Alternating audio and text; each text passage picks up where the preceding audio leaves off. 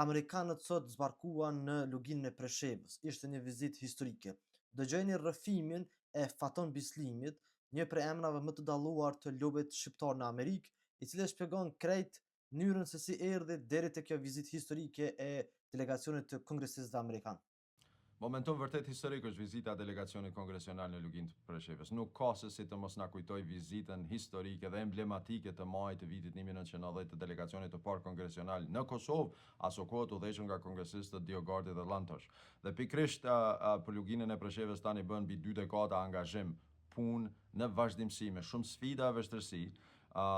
për të arritur deri në këtë moment. Dhe ky moment është vetëm një fillim i ri që ta çojmë përpara kauzën shqiptare kombëtare në luginë Preshevës. Fillon që nga vitet e 2000-ta,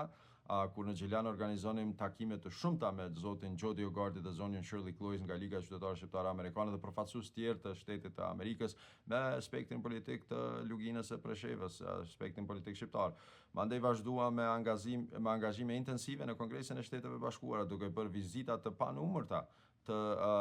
përfaqësuesve politik shqiptar në Shtetet e Bashkuara, duke arritur që të bëjmë edhe një briefing në Senatin e Shtetit të Bashkuara, duke nxjerrë letra nga kongresistë, senatorë republikanë, demokratë për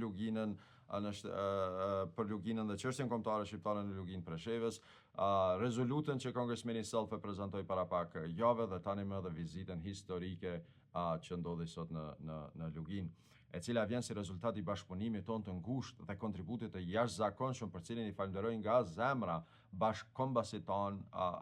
në Dallas, Texas dhe në gjithë Teksasin, do thoya nga vjen edhe kongresmeni Self, siç është zoti Gino Mulliqa, një djalë shembullor dhe politikan i ri, do thoya i komunitetit tonë në Dallas, manej njerëz që asnjëherë nuk kursyen asgjë për kauzën kombëtare si Bruno Ceka, Nik Mehmeti, Ismet Smajli, Ramiz Tafilaj, Gjo Aliti, Ari Sufa, e plot të tjerë të cilët nuk mund t'i them gjithashtu lista është e madhe, por mirënjohja dhe falënderimit do t'ju shkojë gjithmonë atyne, edhe organizatës Albanians for America në krye me Dok Vraniqen, të cilët kanë qëndruar hap pas hapi bashkë me ne për të realizuar edhe këtë mision të posaçëm, do thoya, të sjelljes së kauzës shqiptare në luginë të Preshevës në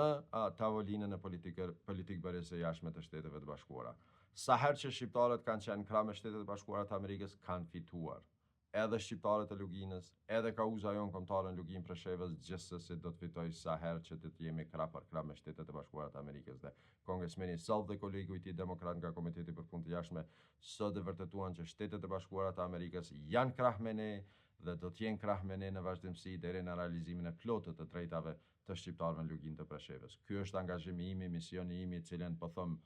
kam shpenzuar tani 2 vite dhe do tani 20 vite dhe do të vazhdoj edhe tutje deri në realizimin e plotë të aspiratës sonë kombëtare.